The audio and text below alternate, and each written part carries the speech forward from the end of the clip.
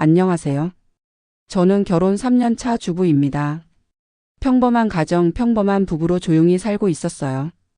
남편은 회사원, 저는 프리랜서로 집에서 일하는 편이고요.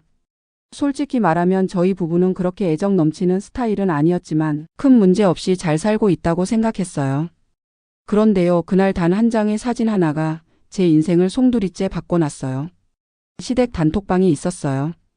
시어머니, 시누이, 남편, 저. 이렇게 4명이 있는 방이었어요. 평소엔 뭐 별 얘기 안 올라와요. 시어머니가 간단한 반찬 사진 올리거나 시누이가 오늘 뭐 해먹었는지 자랑하거나 그런 정도. 그런데 그날은 이상했어요. 평소엔 조용하던 방에 시어머니가 갑자기 사진 한 장을 올렸어요. 무심코 눌러봤는데 거기에는 누군가와 나눈 단톡방 캡처 화면이 담겨 있었어요. 그 캡처에는 이런 내용이 있었어요. 진짜 저런 애랑 평생 살아야 되는 거야? 그러게 왜 그런 여자를 며느리로 데려왔대. 요즘 며느리들 하는 거 없이 다 받기만 하려 한다니까. 이건 누가 봐도 저를 지칭한 대화였어요. 프로필 사진 보니 시누이 시어머니였고 대화 상대는 남편이었어요. 전 온몸에 소름이 끼쳤어요. 단톡방에 올린 사진은 분명 시어머니가 실수로 올린 거였어요. 자신들의 뒷담화 캡처를 잘못 전송한 거죠. 몇 초 뒤에 사진은 삭제됐고 시어머니가 올린 메시지가 떴어요. 이거 잘못 올렸네요. 히읗히읗 죄송요. 이게 전부였어요. 사과도 아니고 설명도 아니고 그냥 삭제 히읗히읗. 그 순간 머릿속이 하얘졌어요. 방 안에서 조용히 혼자 웃고 있었던 저를 바라보는 집안의 공기마저 역겨워졌어요. 이 사람들이 나를 이렇게 생각하고 있었구나. 그리고 이 대화 속에는 남편도 있었어요. 그는 단 한마디도 그 대화에서 저를 변호하지 않았어요. 그냥 거기 있었어요. 읽고 있었고 심지어 그래도 뭐 결혼했으니까 어떻게든 살아봐야죠라는 멘트를 직접 썼더라고요. 전 핸드폰을 놓고 그대로 욕실로 들어가 찬물 샤워를 했어요. 감정이 터질까봐 울음을 터뜨리면 멈추지 못할까봐 그러고 나서 조용히 단톡방을 나왔어요. 그날 밤 남편이 집에 들어오자마자 웃으며 말했어요. 오늘 단톡방에 좀 이상한 거 올라왔지? 엄마가 실수로 다른 대화방 사진 올린 거래. 그냥 웃고 넘겨. 저는 아무 말 없이 남편 얼굴을 바라봤어요. 그 얼굴이 정말 낯설었어요.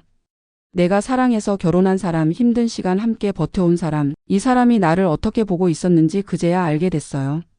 저는 조용히 물었어요. 그 대화에서 당신은 왜 아무 말도 안 했어?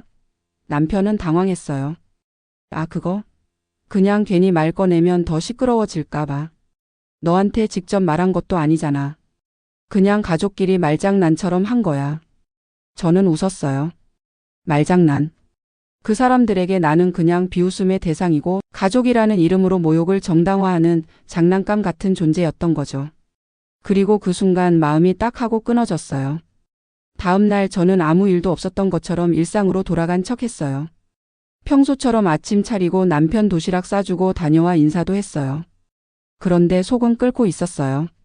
그날 이후 저는 핸드폰을 꺼내서 모든 기록을 저장하기 시작했어요. 시어머니가 단톡방에 올린 캡처 삭제 이전에 저장된 원본 파일, 시누이와의 대화 기록, 남편의 무대응까지. 혹시라도 누가 발뺌하려 들까봐 확실한 증거를 하나씩 쌓아두기 시작했어요. 그러면서 다시 생각하게 됐어요. 도대체 언제부터였을까? 언제부터 나를 이렇게 생각했던 걸까? 결혼 첫 해 시어머니가 제가 해온 갈비찜 먹고 우리 집 식구 입에는 좀 짜다 하셨던 날. 시누이가 저한테 언니는 직업도 없고 시간 많으시잖아요 라고 말했던 날. 남편이 제가 아프다고 하니까 에이 살면서 그런 날도 있지라며 외면했던 날. 그때부터였구나. 나는 항상 혼자였구나. 시댁이라는 공간 안에서 며느리라는 역할 안에서 나는 그냥 도구였어요. 사랑받는 존재도 이해받는 존재도 아니었어요. 그냥 그들끼리 있을 때 깔 수 있는 이야기거리였던 거예요. 며칠 뒤 시어머니한테 전화가 왔어요. 오야, 그날은 진짜 미안했다. 엄마가 실수로 잘못 보냈지 뭐니. 사실 별 뜻 없었어. 그냥 너한테 직접 한 말도 아니고 저는 대답했어요. 그럼요. 직접 제 앞에서 한 말은 아니죠. 대신 몰래 했죠. 시어머니는 정색하며 말했어요. 아니 너 그 말투 뭐니? 엄마가 사과하잖아. 요즘 애들은 진짜 무서워. 역시. 사과는커녕 내 반응이 예의 없음이래요. 이 사람들은 피해준 사람이 아니라 불편함을 느끼게 한 나를 문제 삼고 있었어요. 저는 그날 이후 결심했어요. 이 사람들과는 이대로는 못 살겠다고. 남편에게 솔직히 말했어요. 당신이 그날 나를 한마디도 변호하지 않은 게 지금까지 나한테 했던 모든 말보다 더 상처였어. 나는 이제 그 단톡방 사진을 절대 잊을 수 없어. 남편은 짜증을 냈어요. 뭘 그렇게까지 예민하게 받아들여? 우리 엄마 누나가 원래 좀 그런 스타일이잖아. 그냥 웃고 넘길 수 없는 거야? 그 한마디에 전 확신했어요. 이 사람은 절대 내 편이 아니에요. 저는 조용히 짐을 쌌어요. 그리고 친정으로 갔습니다. 부모님께는 차마 단톡방 이야기를 다 하지 못했어요. 그냥 잠시 정리할 시간이 필요하다고만 말했어요. 그리고 그 시간 동안 저는 변호사를 찾아갔어요. 상담을 받았고 제가 겪은 정신적 피해, 시댁의 모욕적인 발언, 남편의 방관에 대해 조목조목 설명했어요. 변호사님은 말했어요. 이 정도면 이혼 사유로 충분하고 정신적 위자료 청구도 가능해요. 남편의 방임도 입증되면 불리하지 않아요. 저는 그날 위자료 포함 이혼 소장을 준비하기 시작했어요. 그리고 남편에게 마지막으로 한마디를 남겼어요. 나는 이제 나를 지킬 거야. 당신은 당신의 가족을 선택했고 나는 나 자신을 선택할 거야. 남편은 제가 이혼 소송 준비 중이라는 걸 알고 당황했어요. 처음에는 진심이냐고 묻더니 며칠 뒤엔 잠깐 흥분해서 그랬던 거 아니냐고 다시 생각해 보자고 하더라고요. 그런데 제가 이혼 의사를 번복하지 않자 태도가 확 바뀌었어요. 이 정도 일로 가정을 깨는 건 너무한 거 아니냐, 엄마랑 누나가 그렇게까지 나쁜 말 한 것도 아니고 라며 본질을 흐리기 시작했어요. 저는 말했어요. 그게 문제야. 당신은 지금까지도 그 사람들의 말과 태도를 그럴 수 있는 일이라고 생각하잖아. 나는 그 안에서 사람이 아니었어. 남편은 한숨을 쉬며 자리를 박차고 나갔어요. 그리고 다음날 시어머니가 또 전화를 했어요. 너 정말 너무한다. 엄마가 조금 실수한 걸 가지고 이혼까지 가냐? 오히려 우리가 너한테 사과받아야 해. 너는 항상 우리 가족 모임에서 따로 떨어져 있었잖아. 이쯤 되니까 어이가 없어서 웃음만 나왔어요. 결국 저를 가족의 분위기를 깬 문제 있는 며느리로 몰아가려는 거였어요. 저는 다시 말했어요. 제가 따로 떨어져 있던 건 대화에 끼지 못해서가 아니라 끼고 싶지 않았던 거예요. 누군가를 향한 비하와 조롱이 오가는 자리에서 웃고 있으면 저도 그 대상이 될 테니까요. 그 후 신우이에게도 문자 한 통이 왔어요.